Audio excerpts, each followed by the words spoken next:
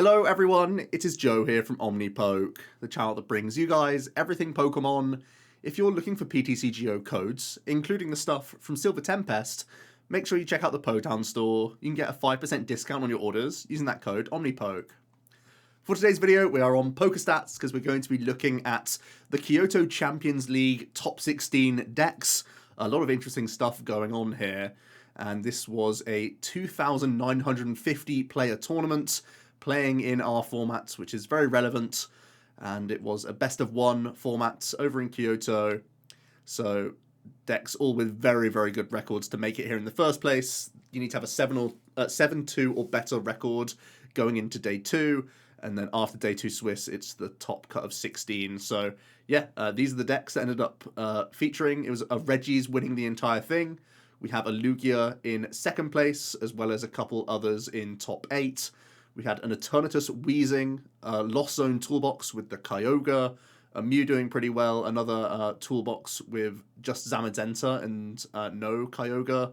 Zamazenta is weirdly a card that we don't have in our format, even though it was in the Japanese Incandescent Arcana set, so I don't know when we'll actually get that card ourselves, but it seems like a very good card, to be honest. And then we have more interesting stuff in the top 16, where there's a Lugia with Weezing, there's a Blissey Miltank, there's an Arceus Flying Pikachu with Tapu Koko VMAX, and a couple other things here and there. I'm not going to look at the Mew Radiant Jirachi list because I think it's probably not correct, but you can if you want to. But yeah, we're going to be looking at, I think, all of the top 8 and then some of the interesting top 16 ones today. So let's have a look at the winning Regi list here. Everything should be pretty readable, to be honest, in this case. I might have to point out a few cards here and there, but it's a 2 of every Regi, apart from 3 Regieleki. Kind of makes sense. It is, you know, one of the most important attackers, especially in a Lugia world, and the spread is still sometimes helpful against Lost Box. There is a Boss's Orders in here, as well as some Serena. Quite low on the overall support account. Typically, you'd expect 1 or 2 more Marnies in here, but not always playing that boss. There is 1 boss, 1 rope, so technically you can get around some shenanigans from an Ice Cube or a Flying Pikachu, but it's only the once, and you don't have to recycle a Leki to try and make that happen. So that is a little bit risky. Playing 4 stadiums I really like. Choosing all 4 paths is fine as well. If you want to split your paths up with your Pokestops, you certainly can do that. Obviously respecting Duraludon and trying to slow down the likes of Mew, the likes of Lugia is very relevant, so seems like a very good choice. The energy count, nothing too surprising. 2 captures, 2 gifts, 2 speed, 2 twin, and then 4 Aurora. Sometimes you see at least 1 more energy in the list. It's a little bit light, especially with no Lottos, but it is playing the Trekking Shoes at the very least, and it is playing double Hisuian as well, which you don't always see. Just 3 Ordinary Rod, which is a little bit scary here and there, and only 2 Choice Belts, so a few different counts that you'd normally see sort of in the Western lists. But overall, we know what Regis is all about. Very dangerous deck, and has done well in back-to-back Champions Leagues, so pretty impressive stuff for the Regis. I wonder if this gives any players going to Arlington confidence in the Regi deck in this format, or not, because, you know, it was very, very strong pre-Silver Tempest, and with Dunsparce Manaphy teched Lugias, it had a bit of a rough showing at the LAIC, and now we're seeing a lot of Dunsparce being dropped from Lugia, actually. I don't know if they'll come back in for Arlington, but it feels like Mewtwo is being pulled from pillar to post in terms of what tech cards to be playing right now to deal with control and all this other stuff that we're playing out in the West. So I don't know if that Dunsparce space is necessarily easy to find.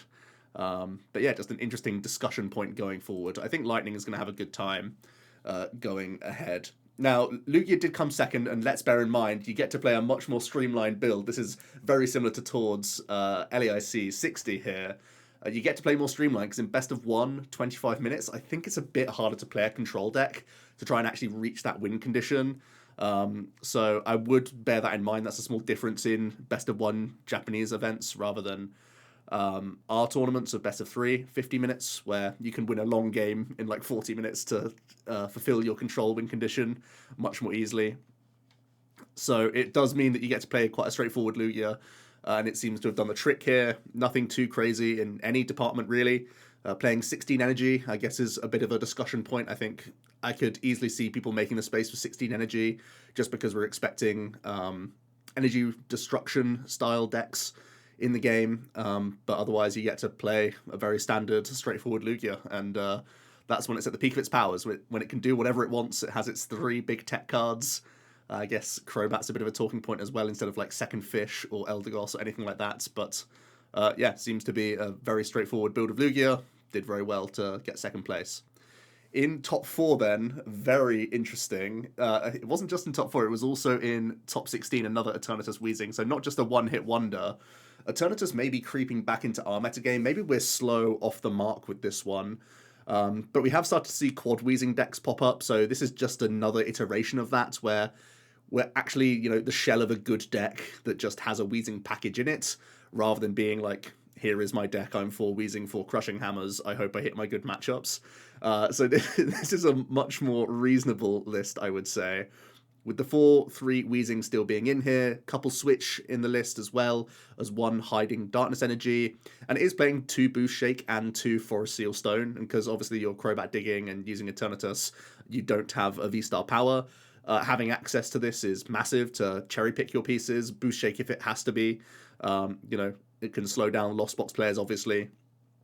It can slow down Lugias massively, as we know, and force things out of them, force them to have those very strong hands, which isn't always easy, especially when we are playing the triple Temple of Sinnoh as well, to really shut down a lot of their options, make that double turbo much less useful as well. Seems like a pretty reasonable call, to be honest with you. Has a Crobat VMAX in here. Additionally, I'm not too sure about the Crobat VMAX. I think this is so that you can put more pressure on Lost Box, and you can just hit and run into them rather than rely on the poison damage, which is reasonable. But you already have Sneasler and Zigzagoons as well, so a bit of a question mark there. It could even just be as simple as if your opponent has already gone gusting around your Crobats and such and left the Eternatus alone, you can evolve into one of your last Crobats and sort of deny that 2/2/2 prize map they were ironing out for themselves. So that's a little bit of intrigue there. But otherwise, it's actually a fairly straightforward Eternatus. It has the Ordinary Rod. This is a bit of cycle for your Weezing, possibly, but also just protects you against a little bit of Collapse Stadium and that sort of thing, where you lose a ton of Pokemon with 1 Collapse coming down. You just start rodding in at least some Crobats or whatnot to get back into the game. But yeah, everything seems to make sense as an Eternatus list. Weezing is very, very good right now, so trying to make a deck that complements that seems reasonable, and Eternatus is at like a high enough power level that once you get a little bit ahead with the Weezing, you can then, you know, just win your race with Eternatus if you really want to. Gives you a more aggressive dimension than just trying to Flannery and hammer lots. So it's not, I mean, it's a bit surprising to see it in the top 4 and top 16, but when you think about it and its matchup spread, it makes a lot of sense. So I wonder if people will have the confidence, the bravery to start bringing this to tournaments. Arlington might be a little bit too early, but possibly some of the tournaments that we have in January will start employing these tactics. Very interesting. Also in top 4 is a Lost Box. A little bit difficult to see what's going on here. The supporter here, I had to do my research, but it's actually a Boss's Orders. It's the Cyrus full art that they have that we don't. That took me a little second to figure out. And I believe this is the Seal Stone that takes an additional prize when... I don't believe this is the Forest one. I think this is the new one, right? That can take a prize, an uptrade with your Raikou. I think. It could be Forest Seal Stone, but I don't see why it would be. But yeah, otherwise it's a Mirage Gate box that has the 5 water to supplement the Greninja usage, as well as the Kyogre, of course. Has Lightning Energy for Raikou V, which makes much more sense if you are using the new Stone card. That allows you to uptrade into a V-Star or VMAX Pokemon when you take a knockout with your V. And it is playing Fighting Energy with Zygarde as well. Zygarde can obviously be a Stoutland KO'er, can be good against the likes of Arceus as well, and is reasonable in Mirror just because it has high hit points and can chain attacks that little bit easier than a Snorlax can. So yeah, interesting take. Lost Box is always going to be good. I think this is a little bit greedy of a list. It's only playing 3 VIP Pass. It is playing Captures, I guess, to try and make up for that, but VIP Pass is still the absolute nuts for this deck, so I would always play 4. It's only playing 1 Sableye, only playing 1 Cram, and it has got the 2 Ordinary Rods in here, but man, it's so important to cycle these cards, and especially when you play with these one-offs without Clara, it feels so gross and so difficult to chain that Sableye in matchups where it's like the best card, like the mirror and such. So definitely makes me a little bit nervous to go so skimpy on attackers. It really makes your flower selectings difficult the entire game. So what I do like is the race to the bottom aspect with the bird keepers coming in here as well, helping you get to the bottom of the deck so you can make the Kyogre combo work. That is one of the things I like about the list more than anything else. Only one stadium as well makes me a little bit nervous because you are Greninja focused for draw, and there are some heavy path decks out there, not just the Gigas that top or won the event, but also there can be Mews playing a ton of path and whatnot, and slowing down your progression is a real issue for the deck if you just keep getting railroaded by Marnie path and Judge path and that sort of thing. It definitely is worrying for a deck like this that wants to reach the bottom to fulfill its combo, especially in the Mew matchup. You need to do the double snipe with Kyogre very often. You get given a lot of times to try and do that and fulfill your prize map, but you can just get railroaded in the sort of mid game at times. So yeah, interesting list. I do think the Kyogre is really strong. I think with a lot of Dunsparce leaving our lists, we could easily see some greedier one prize stuff like Zekrom or Zeraora coming in with Choice Belt. But just a small thing there. Overall, Lost Box, really strong, really solid. We do have a Mew up next, and this is just a DTE-based Mew with the 2 Marnie, 1 Judge, as well as 3 Path. It's also playing a Temple of Sinnoh, which is a really strange one, because you, of course, have to double dip, double turbo energy the turn you want to play a Temple of Sinnoh. So definitely a strange timing style card. But yeah, it can be, I guess, giving you a defense against things like Yveltal, just coming in and taking the 3 prize knockout against you, which is kind of interesting.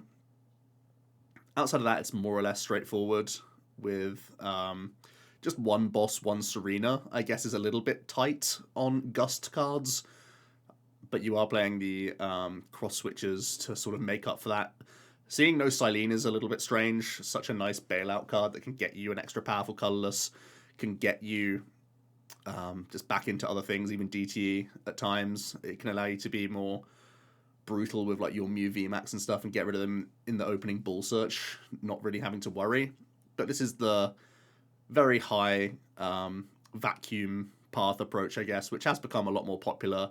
One of the more disruptive decks in the game, actually, which is a strange thing to see.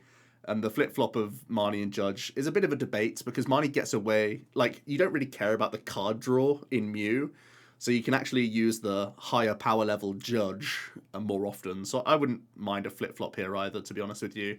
But yeah, Mew, still being good.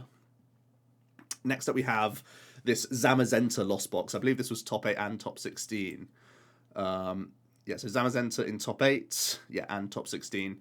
Wasn't the same 60, but the concept is here. So we don't actually have this Zamazenta in format, but it does 100 plus 120 more if one of your Pokemon were knocked out on the previous turn. And that's actually a really, really good one prize card Pokemon that we don't have access to right now, but it's a Mirage Gate combo that we would love, actually, I think. Especially because it uses Metal Energy. It could actually lead to a amazing rare Raikou being a pretty easy slot into this list. It's not actually playing one in the 60 that we're looking at. It's playing the Sky Seal Stone again with some 2 prize attackers. You even have Water for Luminion if you really want to finish something off with a Luminion, which I think is a really cool option. You could get like an up trade with Luminion. This list actually has right hand to search this piece, which I think is one of the things that was missing from the previous list that we saw with the bird keepers and trying to wait around for this combo. Actually having Tutor makes a lot more sense to me for this 60. So I think I like this one slightly more. Zamazenta is just such a good card. I mean, it knocks out, obviously, Stoutland as a response KO cleanly without need for belt, so it's far less combo orientated. Again, you have gates, you have Raihan to help you get there quite quickly. And also the 220 number's just so good after a cram hit. So, like, it just outclasses Snorlax, which is something that we're having to play right now in a combo-centric build. But yeah, 220 is just such a strong number. It sets up Sableye to do some sneaky things afterwards. Or you can come in with Greninja first, and then the 220 is so good after as well. So yeah, this seems like a really, really powerful Lost Box. I'm surprised there's not more of this, honestly, in the top 8, because it looks so good to me. But yeah, I don't know when we actually get the Zamazenta. I guess it's in our Crown Zenith set, but Yeah, bit of a weird one. I'd like to play this card at least once in a tournament before it rotates. Or not before it rotates, but before half of Lost Box's good cards rotate, I guess. Um, but yeah, a very, very strong combination here. Honestly, I'm surprised to not see the Raikou amazing rare in the list as well. When you're already playing Metal and Lightning, it doesn't... Like, I'm sure it does take up space, but I would think that having the Grass Energy in here as well would be good. I guess you already have Greninja for that sort of approach, but it would be so much stronger into like Lugia and stuff. I guess you don't have Belt, so that's kind of why as well. But yeah, otherwise looks fairly straightforward with the list. Nothing too crazy going on here. Yeah, seems pretty solid. And you don't need to play a Kyogre combo. Like, you have a bit of a scuffed energy count going on. A bit to manage here, similar to like the Reshi Ram builds or whatever. But I feel like it's a very solid list. And this Sky Stone is already doing a ton of work by the looks of things, which is cool just for these splash attackers, because that's kind of the whole deal with Mirage Gate, right? That's one of the big selling points. And if it lets you use fish as well, that's absolutely cracked. So yeah, very cool.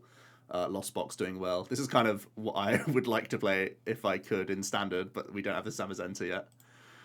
Next up, we have another Lugia. What's interesting about this one is it plays Double Fish that we've seen before, but also Kyogre. Now, Kyogre is a tech card for Lost Box, right? You would think it does the 80 to everything, so you're trying and board wipe some Comphase. Sometimes you get more value than a Stoutland would. But I do think this is much better as a best of 1 card than a best of 3 card, because as soon as you come up against a Lost Box and they've seen the Kyogre, then they're going to put down Manaphy as soon as possible, and then the tech card doesn't work anymore. Especially because they have so much good cycle for their Pokemon. If they're playing Clara or if they're playing Rods, they can re-establish Manaphy almost entirely throughout the game. So a bit worrisome there, but I think it was great for the Japanese meta, and that's just the difference in best of 1 and best of 3 things, right? You don't know if you're playing Stoutlander or playing up against Kyogre, so what do you really do? Do you put down the Manaphy proactively and then lose out on some Comfey Dig or, you know, Oranguru to protect yourself against Marnie and all this other stuff? As Lost Box is a real headache, and just sort of make them have it or have that surprise factor in best of 1 is just so much more powerful.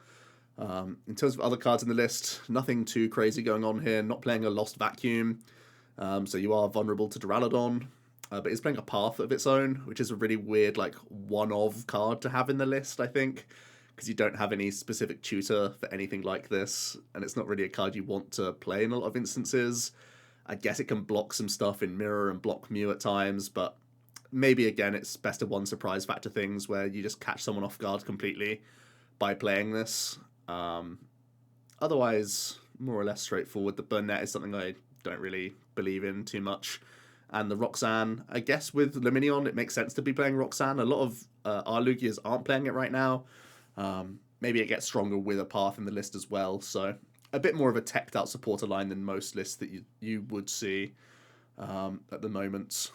But the energy count seems more or less straightforward. And yeah, that Kyogre is a tech that works for them. Maybe not so much for a best of 3 tournament. Ball Lugia is doing well. This one is playing Raikou. There's a lot of glare, but these are all the supporter cards that you would expect by the looks of things. I think there is a Roxanne just here. Got Armani's. These are 3 researches, no doubt. This is 2 Path in the list as well. So just 2 stadiums, and they're both Path to the Peaks, which is a bit worrying. Against obviously opposing Path, you only have your Pumpkin, and if it's prized, it's really bad news. So that's a problem for you. We got Crobat Fish, and we have Stoutland, as well as the amazing rare package, plus Raikou, double belt in here as well. It is even playing a Parasol, which is quite an interesting one. Parasol, you know, I'm thinking of Parasol right now to protect yourself against Cry of Destruction, but this is, you know, also protecting yourself against this Yveltal right here, which is sometimes a little bit handy, and can also be a headache for Lost Box, who are trying to set up specific math, like finish off your Archeops and that sort of thing. So you can try and be a bit of a headache for them. But yeah, this just feels like a slightly weaker build than the ones we've seen previously. Only the 2 captures is a little bit greedy. Playing the Heat and the Hiding, I guess that makes sense when you play the full suite of Amazing and Charizard package. But yeah, seeing some paths sneak into Lugia isn't too surprising. This is one that I was really interested in. This is a Lugia Arceus with Weezing, and this got 9th, I believe, right? Yeah, this got 9th. So this is the Mirror Teched Lugia. I'm covering up the Raikou right now, but that should be the only card you're not able to see fully. So yeah, the 3-2 Lugia line is making way through a 3-2 Weezing line to try and just slow down abilities. Has the Stoutland in here as well, so a lot of tech for Lost Box and a lot of tech for Mirror. It's interesting that it plays triple Rope as well. Rope is the card of choice to try and just slow down things whilst you're poisoning, I guess, because you want to try and get this Weezing into the active as quickly as possible with your triple hiding, and for Aurora you actually have pretty good outs, to be honest, to try and get this working. So yeah, it's a strange way to mirror tech, but it works. You're playing the triple path in here as well, so a lot of ways to try and just slow down a Mew, slow down a Lugia. Very wacky. Cool to see though. Just one research in this list, because you almost try and slow roll the Archeops, I guess is the idea. You're almost always trying to lead out with the Weezing, so yeah, there's some shenanigans afoot in this list for sure. It seems very greedy to me, obviously. Especially when you're doubling up on Path and Weezing, it's so crazy. I guess you just give your opponent credit for having like the boss in hand to just deal with the Lugia, and then you're just stuffed. So you are full gambit with this list, but seems to have worked. Next up we have a Blissey Miltank, and this is actually playing Craft Destruction Yveltal, so you know I was saying that like Control has a much harder time. Well, Blissey can win in time and still has the Craft Destruction package. I think, just for the record, that Bliss Tank is probably in a worse place in our format, where there's a lot of text already for Yveltal, because of Mewtwo V Union, because of Durant, because of the standard control deck for the LAIC. There's a lot of respect being put on Craft Destruction, so there are going to be Parasols, there are going to be Espeon VMAXs, that sort of thing. I guess this list is already playing Paths, so I guess if you want to just net deck this 60, you can still try and run Lugias out of energy, even if they play Espeon. So that's definitely a strong option to have. Obviously, Blissey does gain V-Guard energy, which is a big selling point into other matchups that aren't necessarily Lugia, or like once you're done destructing all their energies, you go into attack mode and start swinging with your Blissey. It is playing Dunsparce and Manaphy as well, so it is respecting Regis as best it can. It is also playing the double Avery. Sydney's in the list as well to go alongside the Yveltal package, so a lot of things we have seen before with the Bliss. Playing the Yelchi is a bit of a weird one. Are you really going for 4th and 5th Yveltal when you only play... I guess it is playing a Twin and the double turbo, so I guess it does really try and lead into the Yveltals when it has to. Yeah, pretty interesting supporter lineup overall. But yeah, I actually don't think that... Well, it's weird. I can see Blissey making a small resurgence, but when people respect Craft Destruction already... Like, I guess this list is worried about Parasol more than it's worried about Espeon. So it's an interesting one. Let me know what you think about Blissey, because it's always one of these decks that can pop up and can spike events. And I feel like this is one of the better decks into Lost Box, which is one of the key things that make me think it could see play. Like, you have some sort of strategy against Lugia, and you have a decent amount of strategy into Lost Box, which is mostly just this card and these four. Hyper Potions. But with Lost Box getting it more aggressive with a plethora of attackers, maybe it works a little bit less well. Let me know your thoughts on Bliss Tank down below. I think it's an interesting deck that's, you know, had its time before and, you know, has the pieces to still do well going forward. And then finally we have an Arceus deck with that Lightning Splash. Unsurprising that you just try and hit stuff a weakness to try and stabilize your matchup here and there. So it's playing a 1-1 flying Pikachu line with double Parasol. This can be really good into Lost Box, obviously. Naturally, they are playing Ropes, of course. So ideally, you double Parasol up and try and make yourself a bit safer. But yeah, the Parasol Pikachu can be a very scary combo for Lost Box to deal with. And we also have the 2-2 Tapu Koko VMAX, which of course can take knockouts, but also paralyze things as well when you're not hitting for that core weakness, and that can buy you some time in the deck. It's playing the 4-path and 2 Temple, so Temple was out in force for this tournament. Maybe it's something we'll see more and more of going through our meta it can really slow down Lugias when they get to the mid game, because that's when they're looking to weave in their Charizard, that's when they're looking to use their Yveltal. Obviously, this is playing Parasols as well. So you're really doubling up and trying to protect your big dudes, which I guess kind of makes sense. Again, Arceus is really good at beating like nonsense decks in our format right now, like really good at beating the Weezings, really good at beating the Durants, really good at beating these like water boxes, that sort of thing. So I wouldn't be too surprised if Arceus made a bit of a comeback, especially with a lightning package like this, to try and give yourself some protection, some defense against Lugia. When you have these paths as well, you just need a bit of time, a bit of tempo against them, an Arceus to survive for a turn, to then, you know, pounce on them and start tempoing out. So, yeah, I wouldn't be too surprised if we start to see Arceus creeping back into this metagame as well. Makes a good amount of sense to me. Still can be this awkward deck that has consistency at its core. Having no bounce to path itself is a bit worrying, playing no pumpkin or anything. So there are, I guess you play 2 stadiums and you have trekking shoes and like supporters that you try and still get through. But there will be games where you just have to abandon Starbirth, and that feels real bad. Let me know your thoughts on this like aggressive arc, no, like nothing else, hard prizes only kind of Arceus. Reminds me of the Brazilian list that played like a Blissey, a Slacking, and then just Arceus cards. This is a very similar approach. Something I want to put some time into, honestly, because you know me, I like being an Arceus gamer. I like Marnie pathing. I think it's really good in the format, especially with Lugia's teched up the wazoo these days, and Mew's playing their own paths. It seems like a really good time to be path Marnie cheesing people. So yeah, that's the top 16. I think a lot to learn, really, from their metagame. Like I said, the Lost Boxes are slightly different to ours just because of the cards they have available in the format. But it still seems to be seeing success, which is no surprise to me. The Lugias get to be more streamlined, which is, you know, good for them, happy days. But I guess it means they're targeted in different ways.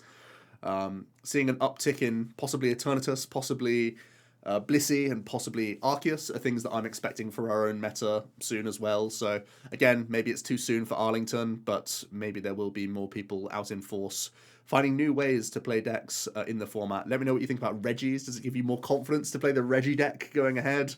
Or do you think it's a bit of copium? I don't really know. Thanks so much for watching, and I'll see you in another video tomorrow. Cheers.